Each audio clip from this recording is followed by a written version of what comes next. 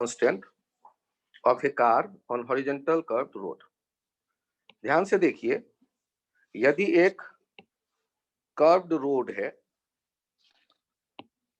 जिसका रेडियस जो होगा, यदि ये सर्किल का पार्ट होता कर्व, तो उसका जो रेडियस होगा उसे रेडियस ऑफ कर्वेचर कहते हैं। तो रेडियस जो होता वो आर है, रोड का रेडियस, और ये रेडियस ऑफ कर्वेचर कहते हैं क्योंकि पूरा सर्किल तो नहीं है, सर्किल का एक टुकड़ा जैसा आप देखो। और यहाँ स्पीड है कार की v, और ये कितना हो मैक्सिमम कि ये सेफ रहे कार। तो कैसे इन्हें सोचा जाए, तो गौर करिए। कार के बारे में आप जानते हैं कि वेट जो होगा हॉरिजॉन्टल रोड पे mg नीचे, और नॉर्मल जमीन के टच करने के कारण टायर के ऊपर लग रहा होगा टोटल n ऊपर की तरफ।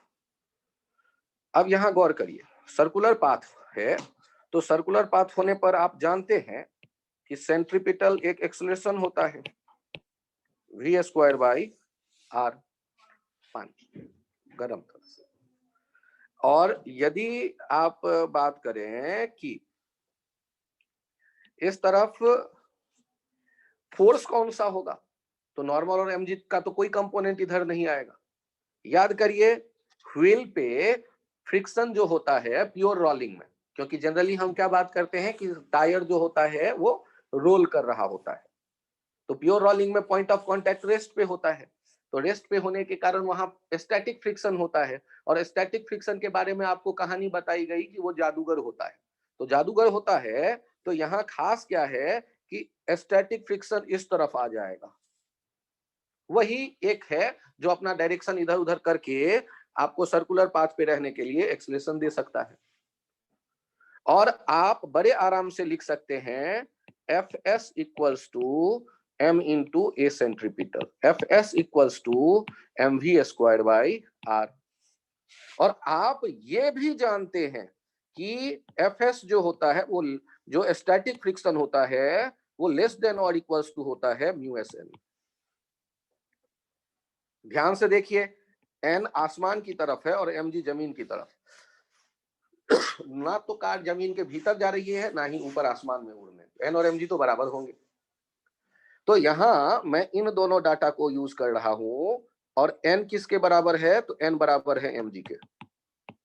तो आप इन दोनों इक्वेशन, ऊपर वाले एफ एस और नीचे वाले एन को ये बीच वाले इक्वेशन में पुट अप करते हैं, तो क्या आएगा आपके पास, M we square by R is less than और equals to mu S M G. यहां से कैंसिल क्या हो रहा है, ये m और m, तो बचा कौन, तो ये जो हमारे सामने आया, ये आया कितना, हमारे सामने आ गया है v का value, v should be less than और equals to mu S G R. Thank you R के।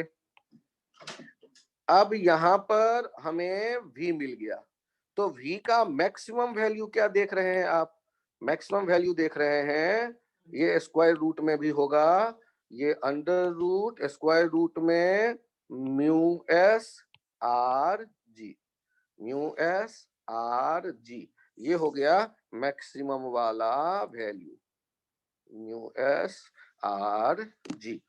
हॉरिजॉन्टल यदि कर्व्ड रोड हो जिसकी कर्वेचर मीन्स जिस कर्व का वो पार्ट है उस सर्किल का रेडियस, तो सर कौन सा रेडियस, रोड के भीतर वाले सिरे का या रोड के बाहर वाले सिरे का। अरे यार, रेडियस होता है 100 मीटर, 150 मीटर, कार चल रही है, तो वो जो रेडियस होता है तो उसमें वो एक इनर वाला होगा या आउटर वाला होगा के चक्कर में नहीं पड़ते हैं, जो रेडियस कहा जाता है वो रेडियस ले लेते हैं। क्वेश्चन में जो कहा जाता है वो इनर आउटर का एवरेज दिया गया होगा, ऐसा मान लेते हैं। फिर से एक बार सोच करके देखिए, सर्कुलर पाथ पे आपसे जैसे कहा जाए कि जो रोड है, रोड और टायर के बीच में, कार के रोड और टायर के बीच में म्यू का वैल्यू कितना है 0.5, और इसका जो रेडियस ऑफ कर्वेचर दिख रहा है ये दे रहा है 100 मीटर। और हम जानना चाहते हैं v मैक्सिमम सेफ कितना हो सकता है, मैक्सिमम सेफ कितना हो सकता है। हॉरिजेंटल कर्व रोड है, horizontal curved road, curved road. अब यहां पर फिर से वही कहानी हम सोचेंगे, क्या सोचेंगे कि नॉर्मल जो है वो ऊपर, mg जो है क्रॉस सर्किल बना के दे देते हैं, मतलब वो नीचे बता रहा होता है डायरेक्शन प्लेन के, और डॉट देते हैं सर्किल बना के तो ऊपर दिखा रहा होता है डायरेक्शन। और सेंटर की तरफ जो सेंट्रीपिटल एक्सलेशन है उस तरफ कौन सा फोर्स होगा जो एक्सलेशन दे सकता है, Fs, क्योंकि ये जादूगर होता है स्टैटिक फ्रिक्शन। और स्टैटिक फ्रिक्शन क्यों, क्योंकि कार के टायर जो है वो रोल कर रहा है, तो रोल कर रहा होगा। तो अब यहां सर्कुलर मोशन वाला आइडिया अप्लाई कर दो, for circular motion, for circular motion, circular motion F centripetal equals to m into a centripetal, और सेंटर की तरफ है कौन, इकलौता force Fs, m into v square by are.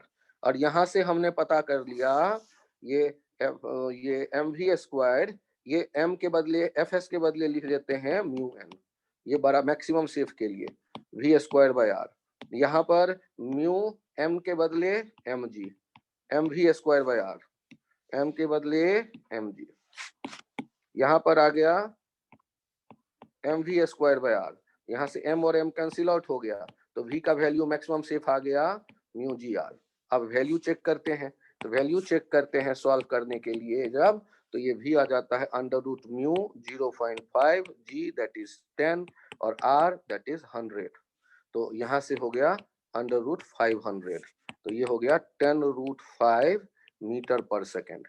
यदि इससे ज्यादा स्पीड हुआ तो कार स्किड करने लगेगी, स्लिप करने लगेगी, क्योंकि फ्रिक्शन के लिमिट से ज्यादा लिमिट का वैल्यू चाहिए यदि सेंटर की तरफ एक्सेलरेटेड होने के लिए, तो वो एक्सेलरेशन नहीं मिल पाएगा और कार कर्व पाथ पे नहीं मुड़ेगी, वो स्ट्रेट जाके टकरा जाएगी या स्लिप करने लगेगी, ये आप कह सकते हैं।